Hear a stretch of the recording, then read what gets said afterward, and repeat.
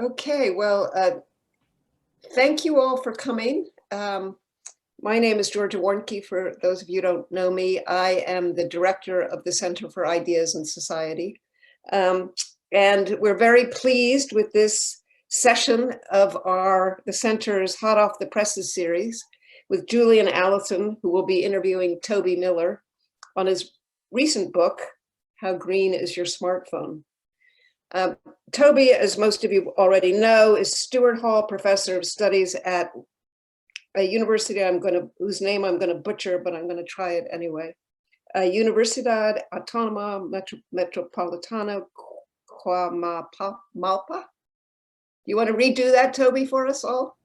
I think that's great. It's Coajimalpa, but it's the way it works here is that the Mexico City has a system not unlike City University of New York system in the sense that it wanders around some of the boroughs, as it were. The slight difference is that it's all on the periphery of the city. So it's where the popular classes tend to study as opposed to other places. So I just gave an interview in Urdu where it was translated as Proletarian University. Maybe that'll suit Georgia.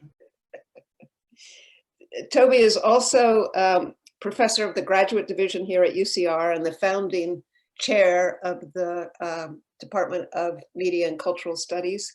And he's also the Walter Murdoch Distinguished Collaborator at Murdoch University.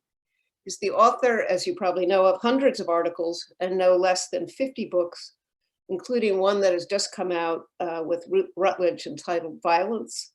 Other books include Television, The Basics, Blow Up the Humanities, The Well-Tempered Self, and a slew of others. Juliann Allison is Associate Professor at Gender and Sexuality Studies here at UCR, and she's also Director of Global Studies. Her teaching and research emphasizes feminist global political economy, critical environmental justice in the context of air quality and energy politics and policy, and community-based social change.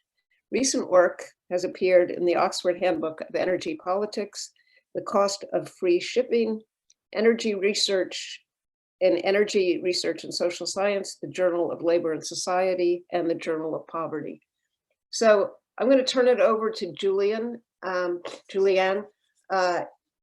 I think she and Toby will probably talk for 30 to 40 minutes, and then we'll open it up to all of you. If you want to, I'll be looking at the chat, and you can also raise your hand, I think. So, Juliann, I turn it over to you. You're muted. Juliann, you're still muted. There. We still can't hear you. Can you hear me now? Yes. Okay, awesome. All right, so good to see you, Toby. It's been a long time.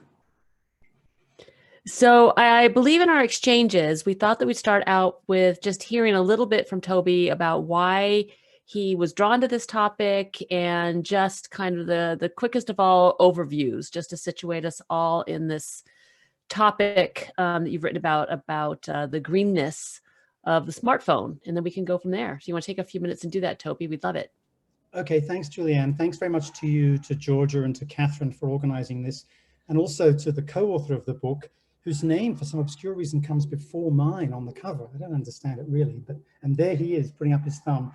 Professor Richard Maxwell, a graduate of the University of California, one of its minor campuses, somewhere near one of the coasts, maybe San Diego, Kelly, is that what it's called? I forget. In any event, so it's a great honor to be here with you. And of course, for me, it's great to be back, however, virtually at Riverside. Hunter just asked what the cost was in terms of carbon footprint of my virtual backdrop. And all I can tell you is that that's still being calculated, but the Republican National Committee tells me it's good and high, and there are lots of great jobs for blue-collar white men as a consequence of the carbon load needed for this.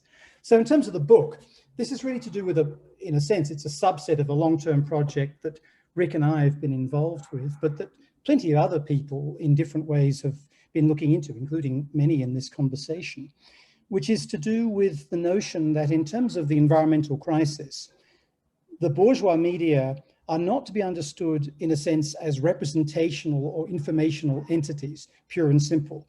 In other words, whether or not the news, documentaries, etc., adequately share with us the nature of our environmental crisis and what might be done about it, but rather that they are themselves purposive polluting actors.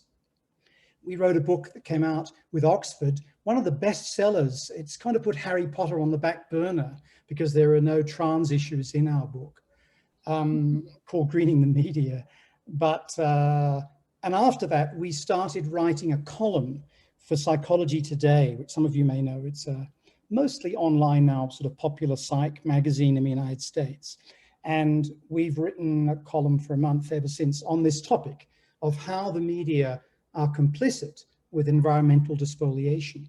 In particular with this wee book, I know it's a bit obscured as my masculinity is deconstructed by Zoom, but what we were interested in was looking into something as seemingly innocent and ordinary as the smartphone or cell phone or iPhone, whichever brand you use, such an important part of people's everyday lives, including ours, but one that had a pretty dodgy past, present, and future. Just less than one more minute, if I may, Julianne, on that. Of course. Really what we're trying to do in the book is to say, when we think about the material objects around us, whether it's my t-shirt or the signs about lifesavers on Venice Beach, we need to think about those material objects in diachronic forms. So it's important to know what they say and how they're understood and so on. We need to understand material signs in terms of their prehistory. So in this case, what is the life of miners, many of them slaves, in the informal sector in Congo who are digging away without adequate protection in either health or labor terms to obtain the objects that are part of central processing units? What is the life of the telephone when it is actually being transformed into a phone?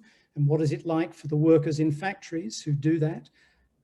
Whereas it's Congo that's the heart of the slave mining that's crucial for conflict minerals. It's mostly China, but also countries like Mexico that are crucial for the manufacture of these objects, where people are frequently exposed to extremely occupationally unhealthy working conditions. Then the question of their use, what happens when they actually are on the market as cell phones and the risks or otherwise that users may run.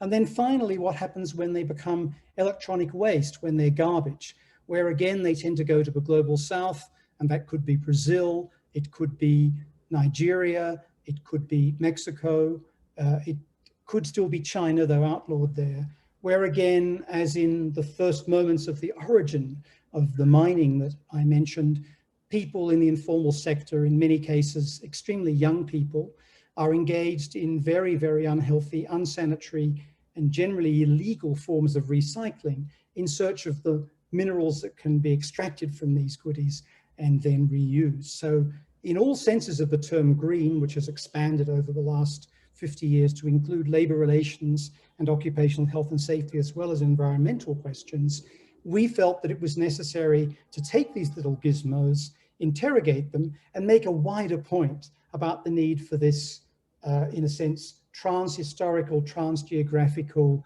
trajectory of analysis of material objects. Thank you.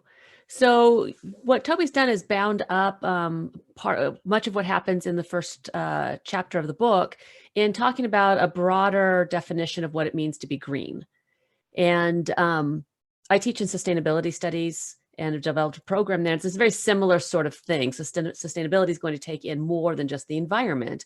It's going to look at society and economics as well. And so you've done the same thing with green, which is really interesting and important given that many organizations, including Greenpeace, still stick with a pretty environmental notion of what it means to be green. And so, for instance, in 2017, they released their big, compendium of what are the greenest smartphones. And Fairphone, which comes up in your book, got the highest grade of a B. And Apple, which we all know has a lot of problems, got an astounding B-. Everybody else far below. And they were really only looking at emissions in the production, process, resources used in the cell phone, and then the chemicals or the chemical footprint. And so I was wondering if you know anything about this, want to talk about it, that's great. But maybe discuss a little bit why this isn't enough when we think about technology and what it means to be green. Yeah, great point. I, of course, love Greenpeace for all sorts of reasons. No, not really. One issue, by the way, with the Fair Firm that some of you may be aware of is that it's, I think, still exclusively a global north product. So where I live, it's not available, for example.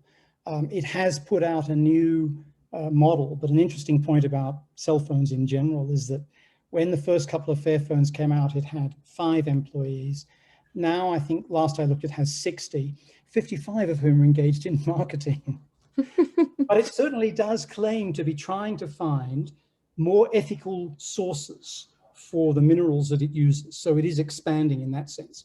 In terms of the Greenpeace report card, obviously these things are dreadfully infantilizing, just like the appalling Anglo-world tendency to say 5 things you have to know, 10 ways to sleep longer, all this sort of crap that drives me to the point where I can barely sleep at all. But at another level, it's handy because it is a mnemonic to think through that issue. When it comes to entities like Greenpeace, even though they would see themselves as being on the radical edge of things because they don't accept money from corporations or governments, they have to be very careful because a lot of their supporters are high-profile actors, other singers, celebrities, and others on the capitalist side of life who do not want to see labor relations issues included because they make their money through the labor process as it stands. And so it's complicated for those entities to accept the more expanded account that Professor Allison uses in her course for what is green, and it makes for a real limitation. At the same time, perforce the money they do get, they have a pretty good crew of scientists who managed to reverse engineer a lot of these gizmos. Plus they've got some quite good in with a number of the manufacturers. So it's that quid pro quo of reformism versus revolution, if you like. But one of the problems with, of course, this whole attitude is that it's essentially plutocratic, right? The issue with consumer sovereignty, consumer resistance, consumer activism is that it depends on being a consumer. Vast numbers, if not millions of the people affected by the production of cell phones are not consumers of anything in the formal economy. They are exploited labor in the informal economy. And so the notion that you can have real social change driven by consumer boycotts or boycotts is, to my way of thinking, deeply problematic. And what needs to happen is that Greenpeace and others on at least the liberal, left liberal side of politics should try to create links between people who buy these gizmos and the people who make them, the people who mine them for them, the people who recycle them, and to see those links as being about a universe of work and citizenship connectedness, and not just something which is about the middle class feeling badly as consumers about what they support vis-a-vis the lives of others. In other words, we need a much more transcontinental, trans-class notion of the solidarity of labor and of a citizenship that is trans-territorial also. Thank you.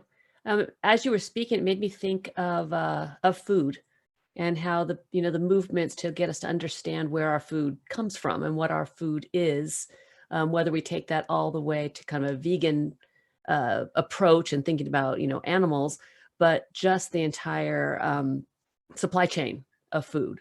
So a very similar sort of thing. And of course, cell phones, as well as other sorts of devices, have been really important in terms of people beginning to understand, make those connections, even though it causes us to be more engaged with the devices than maybe healthy socially or physically. And so I loved your chapter on outsmarting your smartphone. And I wanted you to know that since I read it, since I first got it, I've been really trying to outsmart myself, my phone, gone back to wires and everything. And of course, I have a computer, so I haven't lost a lot of that kind of information, but I'm not talking on it as much. So I've noticed a change in terms of the people I see all the time in my household I'm spending more time with, and the ones I was texting and spending time with, I'm not. And of course, there are good and bad things about that. But I'm wondering if we try to outsmart our smartphone, and for those who haven't read the book, there are a lot of things that we can do, but they sort of center around getting away from the phone, moving it away from us so it doesn't impact our health in terms of some of the radio frequencies and things. And then also moving it away from us in terms of its addictive side, so that we're not engaging with the device and rather engaging with people. But if it's a main source of the information we need to develop these broader understandings and connections, what do we do about that? Kind of how do we, kind of preserve our intimate relationships, our sanity and our health, yet make these very far-flung relationships more real without that technology? Great question. If only Vic were here, I'd ask him to answer it. Actually, he came up with the title for that chapter, by the way, and a lot of the content. And of course, in fact, he is here.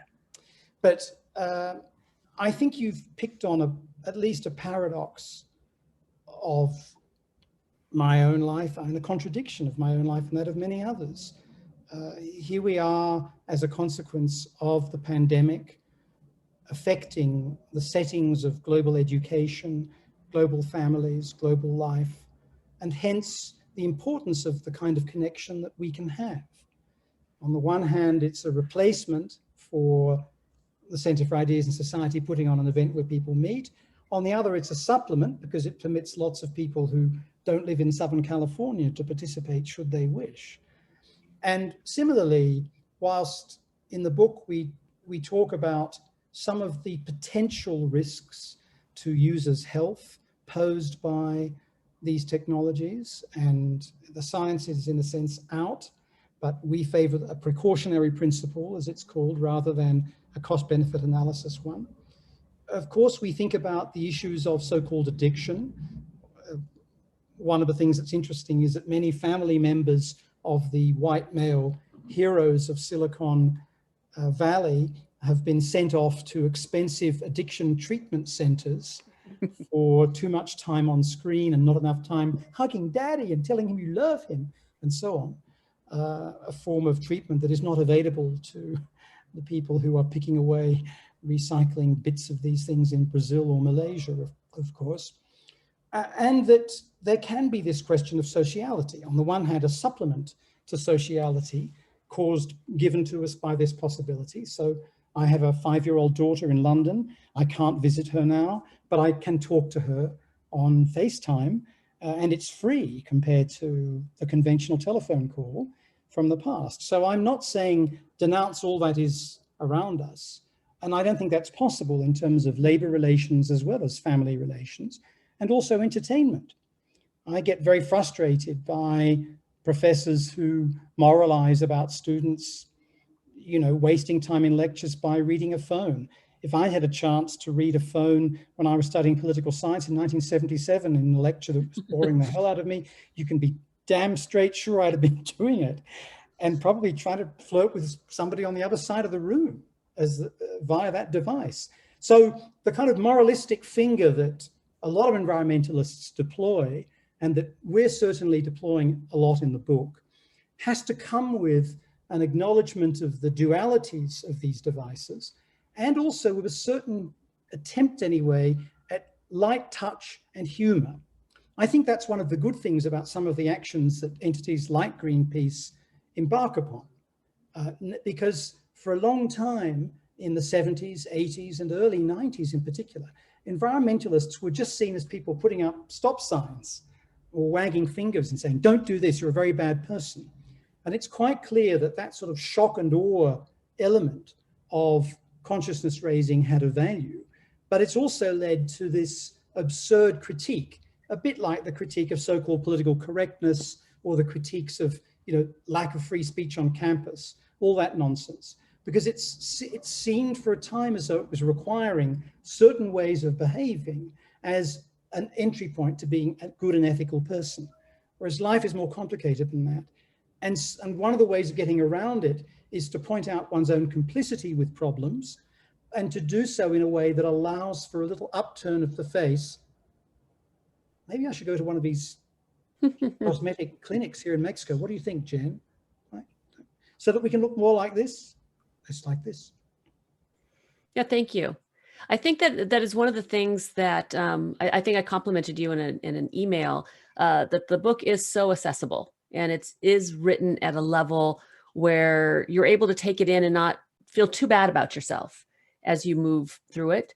And while I think some of the prescriptions in the outsmart your smartphone part, I thought people would find really difficult, like put the phone down, turn it off sometimes. Some of those things sounded really difficult. But you also had in there, it might have been in a later chapter, where you talk more about once people begin to understand these supply chains, maybe they can also understand things like, maybe keep your phone an extra year or 2 or 3. Maybe buy a different phone, one that is more ethically produced, like the Fairphone or something.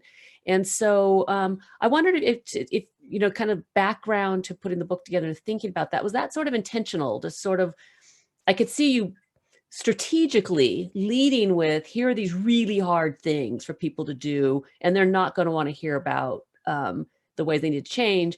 And then you offer, once they're sucked in, then you offer some that are a little more accessible. And I was just wondering, strategically, were you thinking like that at all? I'm more the kind of guy who sits in the corner and smiles and waits for somebody to ask him to dance. So probably, yes. One thing I would say that was part of the run into the book was that we both had experiences, Professor Maxwell and I, of talking about these topics in different parts of the world and in different parts of the US. And that gave us a lot of opportunity to talk to young people, for whom, of course, the smartphone, began with the first moments of adolescence. And learning from them about what they wanted to do or what they thought they could do. And to give you 2 quick stories. One was when I was speaking at RISD, Rhode Island School of Design. I don't know if there are any graduates of Brown or RISD here, but RISD is, I guess, one of the absolute elite design institutions of the world. And it's so fancy that Apple writes design software code for it, and it alone, every year. Conversely, in Pasadena, at the Design Art Institute there, similar sort of crowd, but in this case, doing designs for Japanese and US car makers. So one is sort of fancy, queer, different, Northeastern. The other is heavily industrial, money-oriented, Southern California. At RISD, the students said, gosh, yeah, wow, Apple writes all this software for us. We could operate as a lobby group with them because they're proud of their connection to RISD, and push really, really hard for changes in the way that they get involved in the labor process. Because part of the issue is that Apple, just like Nike, says in its tax return that it's a designer. It doesn't acknowledge that it's a manufacturer. So to get it to take more responsibility, which over time it has, for the mining issues and the factory issues. Conversely, in Pasadena, I was told women should have fewer children. Women in the third world get pregnant too much. And that would solve all the difficulties of the environment.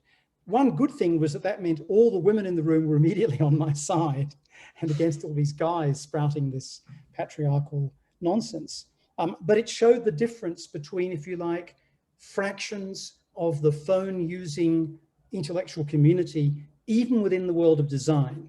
On the one hand, the liberal, leftist, progressive perspective, saying, how can we influence, not as individual consumers, but as members of a powerful institution, how it does business with these companies. And on the other, the entity that's wanting to service Ford, Toyota, etc., saying, this is all a problem of overpopulation. It's got nothing to do with issues connected to environmental despoliation caused by the media. So I guess as a consequence of those sorts of experiences, and Rick would have had different ones, obviously, I felt as though one needed, on the one hand, to pose very difficult questions that only resulted in paradoxical responses, as well as easy ones, but also to try to walk away from the notion that all of this is about individual responsibility, when in fact many of us are operating within private and public institutions that have, if you like, another kind of consumer power, but that especially should reorient themselves to articulate not only to influencing behavior in terms of Apple or any other company, but rearticulating themselves into communication directly and profoundly with workers along the value chain that you mentioned. Mm-hmm. No, I think that's really important because from the environment to many other social justice and causes, there has been a tendency to load all the responsibility on individuals, individual choices, etc. And so I think you do a good job in the text in moving us from those individual choices to bigger things. I was going to ask you to look at some of your comparisons that you raise in the text, but you sort of went in the direction of gender. So we're going to go there instead. And you bring it up in the text, you brought it up again here. And of course, in the text, I think the heaviest hand is in the discussion of the Melville story. But more generally, as you were discussing here, some of the individuals that get hit the hardest in the world are not only, brown, but they're female. And so, I guess I'm asking you to sort of comment both on the literal number of women that are involved in these supply chains and also children, but also in the kind of bumping it up a little bit in the sense of gender taking the place for many, many peoples across the planet, male or female, who are disenfranchised in this whole system of cell phone use. Yes, thanks for that. It's true that we look at a Herman Melville story that is about the early days of print, not the early days of print in the sense of its invention in China and then rediscovery by Gutenberg, but in the sense of in really the late days in the mid-19th century of the use of paper created from discarded clothes rather than created from trees, because the technology to make that happen, to make cellulose the core element of paper, really only arrived in the 19th century. And what Melville does in a short story that he writes is to, with himself as kind of ethnographic narrator, talk about, on the one hand, his experiences in a London bar with wealthy libertine attorney men, and then cross-cut that with his experiences in a Maine factory where young women are making paper from discarded clothes. This was a time when there was actually a cotton shortage in the United States, even before the Civil War. And as a consequence, a lot of these discarded clothes were imported from the UK in order to meet the demand for what we would now think of as pulp in the United States. And it occurred to him that as he wandered through the acrid, appalling conditions under which these young women worked in Maine, they may have been inhaling materials that came from clothing discarded by the young libertine boozers amongst the attorney class in Britain. And this gender and geographical juxtaposition we found very, very powerful. And there is a bit of a sub-literature within Melville studies about this. And there is, in fact, a feminist critique of the way in which the women are presented as maids and helpless and so on. We didn't go into that too much. It's a little book, but it did help to think through some of the issues that are not just contemporary, but long lasting. And there are huge racial issues here. It is mostly Asian folks who are manufacturing these products. It's mostly African folks, Black African folks who are mining for them. It is mostly Asian folks, some Latin Americans, many Africans who have been doing the recycling. And in a lot of instances, there are specifically gendered aspects to this. So both working on the line, manufacturing electronic goods, and recycling them, there can be serious implications for health in general, but specifically for reproductive capacity for young women. And this is a particularly big issue because in the Chinese factories especially, basically women are expected to be aged between 11 and 20. And when it comes to recycling, they can be girls of 5 or 6 years. When it comes to the recycling in Nigeria, they are mostly, as far as one can tell, young men. But if we think about the gender specificity, then one of the issues confronted by the mining folks is that an element of the slave trade is also sexual violence, specifically rape. And many people working in the mines do so because they are threatened with the rape of their mothers, sisters, wives, if they do not comply. So there are very important racial issues throughout this. There are very important gender issues as well. And it just so happened that this Melville story encapsulated quite well the complexity of connecting a consciousness of two seemingly very discrete and distinct sites, zones separated by thousands of miles and tons of privilege. And we wanted to try to encourage those sorts of connections. And I think you do a really good job. And again, I keep coming back to the way that the text is put together, kind of starting with these various levels of finger waving, and then moving to this deeper level of kind of consciousness changing sorts of things. And I know it came to mind, it's not in the text, but I do work on ecological grief. And one of the parts of that is that, you know, it's not just people, you know, sort of naysaying climate change, but if they were to acknowledge climate change, and many of them, you know, if you were sat them down with the facts, might come around, but if they actually come out and acknowledge it, it's almost too painful in terms of the changes they would need to make. And so I was wondering if in this case we have something similar, like if everyone who owns a smartphone has to sit down and really wrestle with the truth behind that device, it's almost too painful. I mean, you really bring us to a really even more difficult place than put your phone down and move away from it sometimes, right? Because it's addictive, because you're saying, no, look really closely at it. And can you continue to behave the way that you have? And you go through a number of ways in which, you know, sort of individual action, you talk about consumers, you talk about being involved as shareholders, and we talk about kind of the larger companies, but maybe you could kind of bring us back. And I know you hate the 5 things that we can do, but in addition to reading the book, what should we be doing? Especially since, I mean, I don't know the whole list of people who are in our audience. I know many of us are affiliated with universities. So maybe focus there in the capacity of people that have that particular soapbox to stand on, that particular level of privilege and voice, what we maybe should be doing. What would be our first steps? What should we be doing? Yes, this is where my microphone miraculously falls silent, and I hope that Rick will intervene, but he's not going to. I saw that head shake. What was the Agatha Christie thing, the mirror, short from side to side? So I think if people are in educational institutions, as per my example from RISD, it's a great opportunity to talk about the purchasing contracts that your institutions have for hardware and software, just as it is in terms of things like heating and other energy uses, right? So that's not a bad place to go. There is also the question of learning from young people.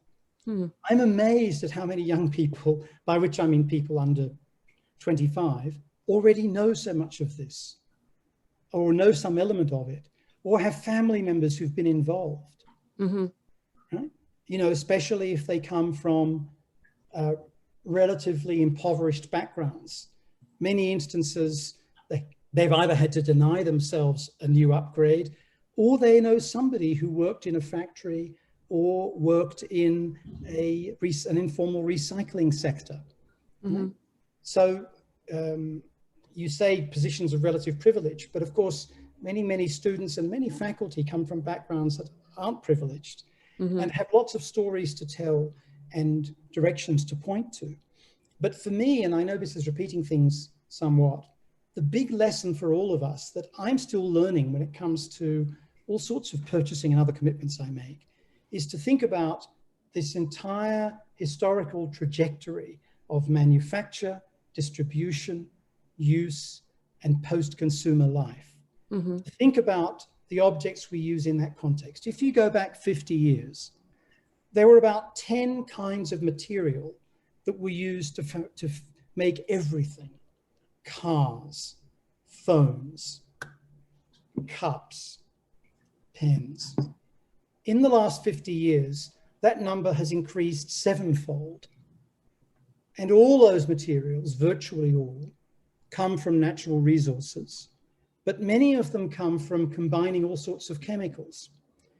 So this either means further exhaustion of finite resources or the potentially toxic manufacture of new ones. How many students know about that story of both natural resources and fiddling with the periodic table being crucial to the everyday objects that they encounter? So letting people know about that, getting them to do their own research, and also seeing if they work in institutions, those institutions as sites for activism, seems to me a pretty good recipe. Well, thank you. I actually think that might be a really good place to sort of stop and turn some of this over to Georgia, who I think is going to handle the Q&A. Yes. But thank you so much, Toby, for walking us through your text and being critical of it, as well as, kind of elevating that story. Thank you, Georgia. Thank you, Juliann, and thank you, Toby. I wonder if we should ask Professor Maxwell to start us off with maybe some comments he may have about the book. Well, I'm just happy that I did my homework and read the book, and I'm able to. No, this is really an open-ended part of the conversation. I'd like to hear what people think, and I'm taking notes in case something new comes up. So, we put it in the book. So let's hear from others and see if they can bring something new to the table. So I can take notes, and maybe we can write the next edition of the book and include those ideas. Well, we do have one question in the chat, which I think Toby has already talked to at least somewhat, which is that we know we're aware of unjust things ranging, as the question says, from sugar to coffee to caged chickens to oil. We perhaps know the injustice, but we rationalize all of this. And I guess the question, Toby's answer, sort of response to this is, well, maybe if we think in terms of the context, in terms of not just the product, but the manufacturing, the use of the product, and what happens to it when we are done with it, that is a way that makes it harder to rationalize, would you say? And I think there's another person who says they've got a question. Right. I hope I'm pronouncing your name correctly. Leora Hadas, is that right? Right. And we also have Mimi Yang. So Leora, do you want to go first and then we'll move to Mimi? Yes. First of all, wow, that was a really good pronunciation of my name. Thank you very much, Toby. I'm not used to people getting it right the first time. Hi, pardon my appearance. It's 11 p.m. here in the UK. First of all, I wanted to say thank you for a wonderful talk. Really looking forward to getting the book now. I wanted to ask, we have a certain sense, we talk about this, or rather this conversation has had the north-south divide here has been kind of focused on the idea of us as us, the global north as users and the global south as the people who carry the burden of manufacture, which naturally, but aren't we losing perspective slightly of the extensive use of cell phone in the global south, and how important it has been even to some of these very impoverished communities in terms of enabling anything from contact between migrant workers and their families, to remote education, etc. And I mean, I'm not sure this is a critique, but I wonder if you could say a few words to this issue of whether we're not making a mistake by really missing that aspect of the cell phones. If you could speak a little to that. Thank you.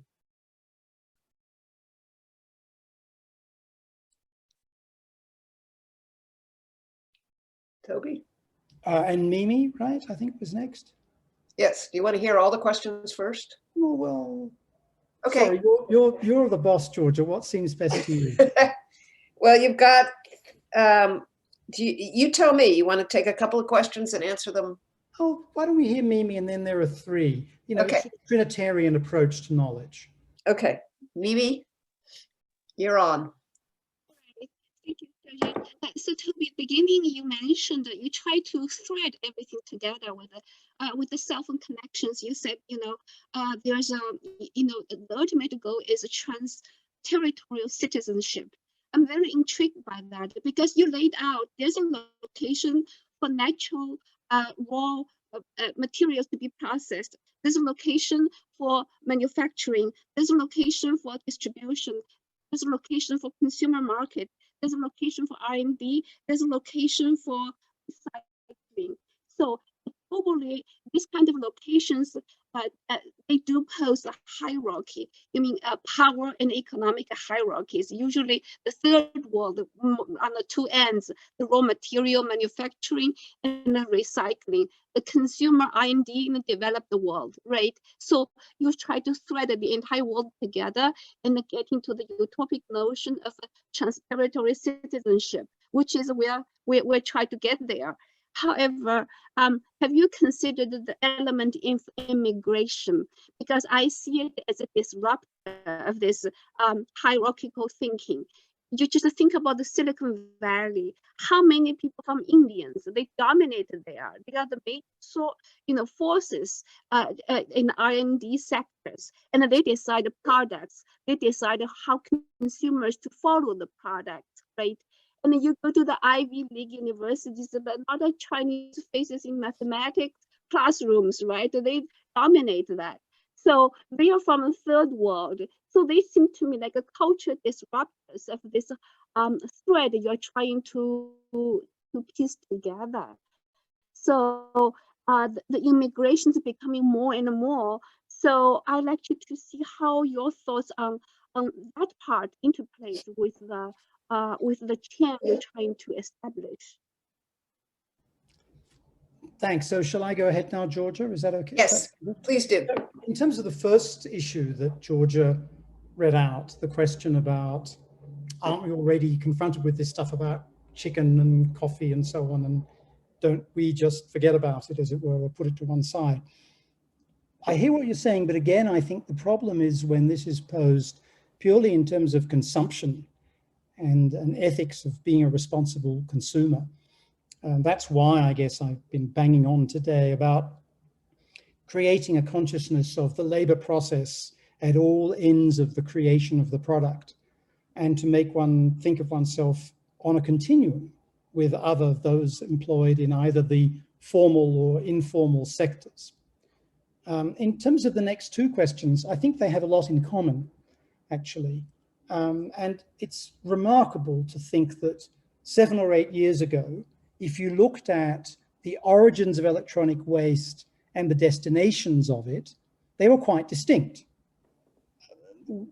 Post-electronics use waste was dispatched from Japan, from South Korea, from Western Europe, from the United States, from Canada, to some parts of Latin America, quite a lot of India, but predominantly China. And these were not sources of e-waste, they were recipients thereof. But over the last 4 to 5 years in particular, they have been the biggest sources of electronic waste.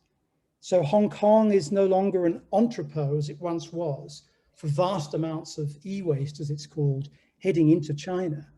It's the entrepot for vast amounts of e-waste leaving China and going elsewhere, to West Africa, to different parts of Latin America. So there is a big shift of the kind that was mentioned in terms of thinking of the global north as a potential, as a source of the problem and potential savior, versus the global south as a victim and sufferer or survivor. That's really changed quite dramatically with the use of China and India's reserve armies of labor and of technological intelligence and investment over the last decade. So that's a dramatic shift. At the same time, most of the major designers and software developers involved in key roles continue to come from the global north, in which I'm including, obviously, traditionally, as in the last 60 years, wealthy parts of Asia, such as South Korea and Japan. And they continue to use sources provided by other entities, by others involved in the production of these goods, as cover for their own participation. So there is a certain sense in which there can be interventions conducted within the global north that are particularly important. Now, again, this immigration issue, particularly the number of South Asians in Silicon Valley that you mentioned, who of course are core supporters of Hindutva in many instances, but not all, core supporters of far-right anti-Muslim Hinduism in Indian politics. They have, in a sense, reversed much of the intellectual tendencies for the development of these goods. But the next thing to realize is, in terms of citizenship, that many of the university entities and corporations involved in developing particularly cell phone technology are funded by US taxpayers. So look inside the smartphone and you'll find that almost every innovation comes indirectly from the Pentagon, funding Stanford or Champaign-Urbana-Kelley or various other fancy research-one universities with money for DARPA, for the Navy, for the Air Force, for other parts of the military. And when they don't come from the Pentagon, which is almost everything, then they come from innovations funded by CERN in Western Europe. So this is not about Global South entities coming up with ideas. It is not about Global South money funding them. It is largely about risk capital put into academic research by the United States federal government and or the European Union for innovations created by academics like some of you, and then handed over essentially to capital once their military applications have been thought through and either used or not by the military.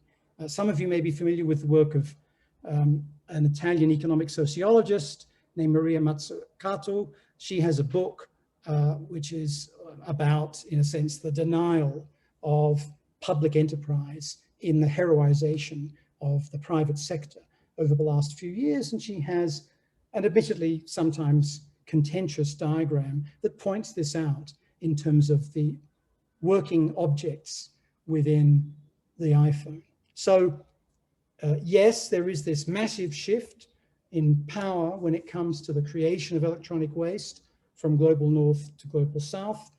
Yes, there are many, many intellectuals, applied intellectuals in places like Silicon Valley who come from South Asia. Yes, of course, there is now massive investment by South Asian and North Asian and East Asian countries in these technologies, but there is a specific responsibility for US taxpayers because of what's been done in their name within the military budget. When it comes to the trans-territorial citizenship, it seems to me that that has been at the heart of many of the most important social movements of the last 60 years, whether it's queer politics, feminist politics, trans politics, the civil rights movement, more recent social movements. The idea of a connectedness that can come to people not just because of where they are physically in the world, where they're residents, but because of their social identities and how those social identities can be mobilized by them and others like them to create a sense of solidarity, connectedness, and so forth. It seems to me that the neoliberal intellectuals who took advantage of the oil crisis in 1973 in order to tear down piece by piece the Keynesian welfare state understood this very well, in the sense that they created a massive form of not only interlocking think tanks across the global north, but also intellectual movements in universities across the global north to come up with the recipe that landed us with the 2008 financial crisis and has certainly added to the knipshit world of public health in most of the globe that we've experienced in the last 10 months. So I think that there is plenty of reason to have hope for that kind of solidarity, as well as there being plenty of reason in particular for US citizens, which, you know, as is obvious from my Bronx accent, includes me, mobilizing contra the misuse of our funds by the military to fund universities in the name of the Pentagon, and then hand over the products, destructive not only in terms of the military apparatus, but in terms of the environment, to private enterprise for its use and pleasure.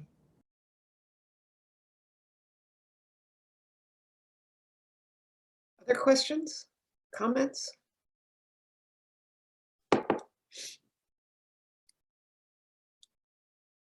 We have we just have some, two more comments. They're not questions, but from Ada Hosick to everyone. It strikes me that if we really seriously think about circulation, circuits of power, and the process of production, distribution, consumption, disposal, and waste, the static understanding of north-south would no longer be adequate anyway. And then from Navin Dolaswala, thank you. Yes, shedding greater light on the processes of industrialization does help us understand the implications in far greater detail, and hopefully helps us to push out of various states of apathy. When so much of these industrial and commercial processes are obscure and opaque, this kind of work is very valuable. Well, thank you. I agree with both comments. And for those of you who don't know it, can I recommend you Professor Hosich's book, Hollyworld, from 2001, I think with Cornell University Press, which is a fantastic example of bringing together political science, international relations, political economy, and cultural studies meant in the broadest sense. It's an exemplary book, in my opinion, even though it was written before many of these global north, global south binaries were exploded, precisely because it so successfully traces this question of the creation, consumption, and effect of commercial entities. It's terrific. But yes, the global south, global north binary is problematic. At the same time, I still find it helpful.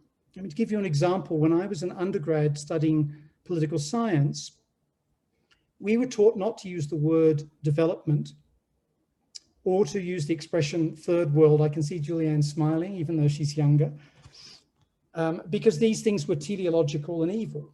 But now that I spend most of my life in Latin America, people talk, a lot of people, quite unproblematically about development as a good thing. And, you know, in Colombia in particular, people talk, astonishingly as it may be, they talk about the United States as an organized society. Amalia, I'm sure you know, are all too familiar with this kind of talk, even in the case of a truly European country like Argentina, right? So that sort of development talk, that teleological talk that many of us on the left have eschewed, is still purposive and very important for many, many parts of the global south and for many very progressive tendencies that can accrete resources to do important things in gender, race terms by deploying what appears to be a language that shouldn't really exist anymore, that 40 years ago we were told we should eschew in international political economy, but still means something. And I just saw Amalia wrote something here. Development is very much wanted and pursued in places like Argentina. So yes, absolutely. The global South, global North binary is problematic, but a lot of the language that goes with it and the resources that can accrete by deploying them remain quite significant when people are struggling with everyday inequality. Great. So we have one more question, and then I think we have to call it a day. So yes, Leora, you have one more question? Only if nobody else wants to turn. I mean, I've already had mine, so. Wait, we have one from Kelly Gates. Hi, Toby. I'm really looking forward to reading this book, and I'm just dealing a lot with the cell phone in my current class on surveillance and society. And really, I'm really trying to get them to just see how the depth of which these devices are tracking devices, and how much information they're giving over. So, trying to get them to share their cell phone information with one another, and how reluctant they are when, don't they realize they're sharing all of it all the time. And so, and I'm pushing them, undergraduates, provocatively around the addiction question. So I was wondering if you could say a bit more of your critique of the addiction issue. Just before I do, Kelly Gates, renowned cultural studies scholar, are these kids, sorry to call them kids, are these students in general worried about state surveillance but not corporate surveillance? Is that kind of division there, would you say? I would say, yeah, although they're more on to it now. They are hearing about Zuboff here and there. And so they're figuring that out as a problem. But they still, I guess there's a blind spot in terms of how attached they are to their cell phones, and they just don't realize how much data. I mean, strangely enough, they're still not as savvy as they are. They don't quite think about the depth of the amount of information that they're providing, and how, the attention sort of grabbing machines that these things are. Mine's right here, is why I'm looking down there. So I guess, yeah, I'm just, and I like to I'm using Natasha Dalshall's book, Addiction by Design, to try to get them to think about this by analogy. And, I'm not that I want to tell them that they're all addicts, but nonetheless, to at least think about the kind of attachments that are being generated and by design. So, I think that obviously this is a whole other question that you're bringing in, and I can't wait to read this book. And I, that I'm interested in this, but I'm not yet going there with this particular class. I'll hit them with this a little later. But I still like the embodied kind of embedded relationship they have with them is, what I'm trying to start with, and trying to get them to recognize and see that as so unusual for, historically specific and so recently produced as a set of embedded relationships with technologies that they bring to bed with them and everywhere on their bodies and everything. So yeah, that I mean, I would, if there's evidence that this is really going to make their hair fall out, and they'll, maybe that will get their attention. I was trying to get their attention with the fact that COVID is showing that, it leads to hair loss. So if they're not going to care about COVID for any other reason, their hair is going to fall out. So at least they'll listen to that.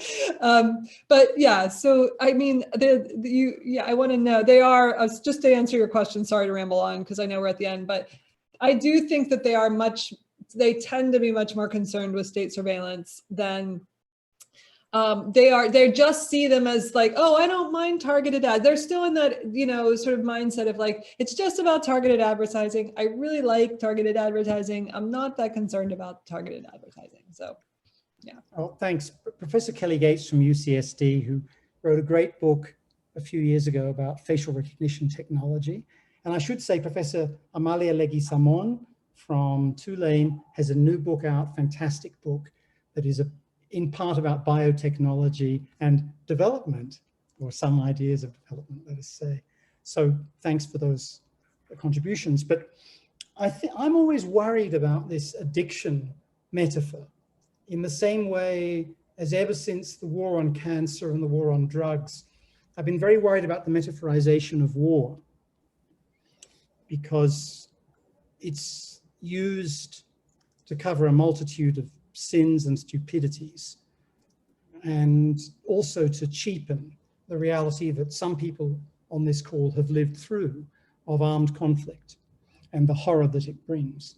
So I'm troubled by that war metaphor, and similarly by the addiction metaphor, by constantly turning things into matters of the body that are outside some kind of control, partly because it is interestingly Cartesian, partly because I love, by the way, you should put your students onto this, Kelly, at the end of the quarter, the Matthew McConaughey recipe for hair loss that is promoted in his interview in the Grawny ad yesterday, where he went on a retreat and poured some chemicals on his forehead for 2 years, and now look what you got.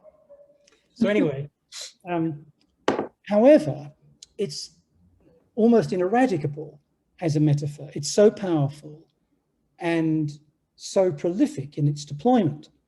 And, you know, fear of missing out and so on has been associated with the cell phone almost from the beginning. It was actually the Royal Mail, now privatized in Britain, that funded the early research into fear of missing out and the idea of not being able to cope without your phone. There are these interesting studies, as always with a large public university in the Midwest, in which unsuspecting Psych or Com 1000 students disclose unwittingly that they have phantom shudders in their trousers or in their pocketbooks or their coats when they think their phones are ringing or are vibrating, and in fact there's nothing there.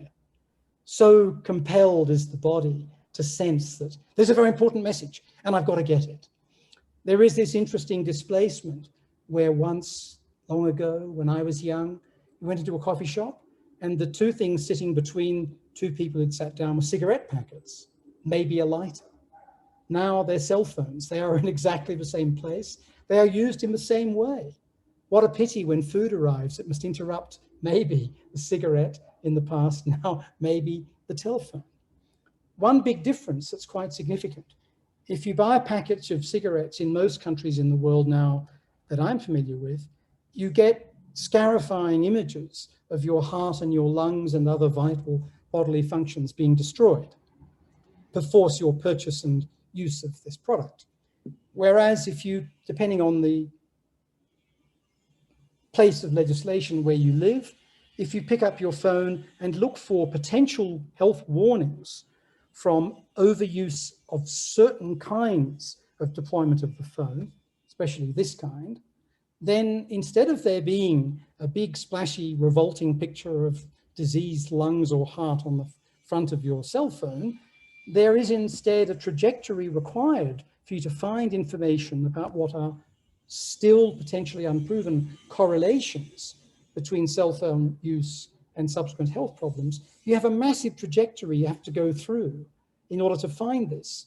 What is it, Rick? 5 or 6 different, in a sense, pages you've got to look through on your phone in order to find the health warnings about exposure to radio frequencies. And that difference means that some of the warnings about health impacts deserve a kind of hysterical re-emphasis, such as we've had with seatbelts, such as we've had with cigarettes over the last 20 to 30 years. So it may be that there is a tactical reason, as in your class perhaps, for mobilizing the addiction metaphor. But in general, I have problems with it because, as I say, rather like the war metaphor, it tends to wipe away very important differences, that so much of what is slotted home to individual psychology, the addictive personality, yada, yada, is actually corporate advertising corporate control of everyday life, and acceptance of that corporate domination. This is a problem of advertising, not addiction.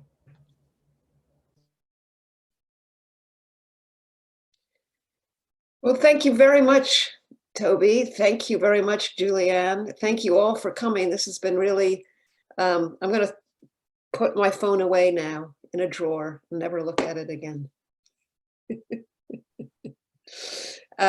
Thanks so much.